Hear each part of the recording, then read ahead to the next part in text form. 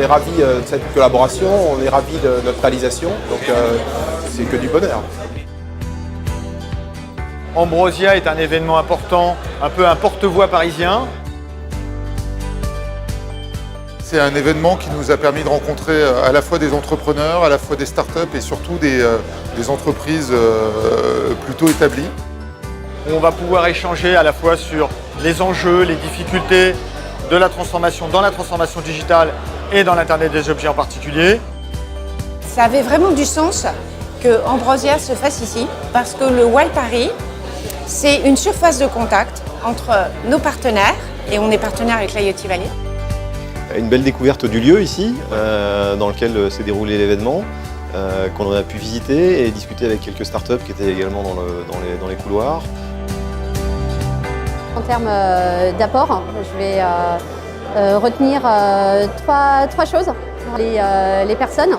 Avec des gens hyper ouverts, d'horizons très différents, un échange direct, pas de langue de bois, une vraie découverte.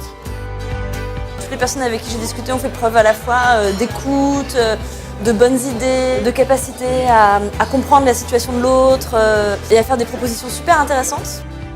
Deuxième point, c'est toute la variété des expériences.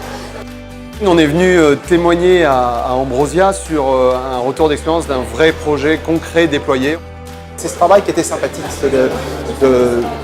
on n'avait rien et on a quelque chose qui fonctionne, donc on est plutôt content.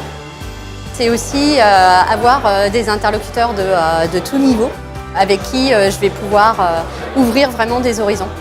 Et ce qui est extrêmement intéressant dans ces échanges, c'est qu'à chaque fois, on trouve des points d'échange, des points de réflexion, voire des points pour lancer des chantiers ensemble, pour faire du business ensemble. Ce que je retiendrai, c'est que peu importe la taille, il faut avoir l'envie et ne pas hésiter à mettre en place des équipes dédiées au projet. Et c'est là-dessus que se fera la différence. Eux ont l'argent, nous avons les talents et les entrepreneurs.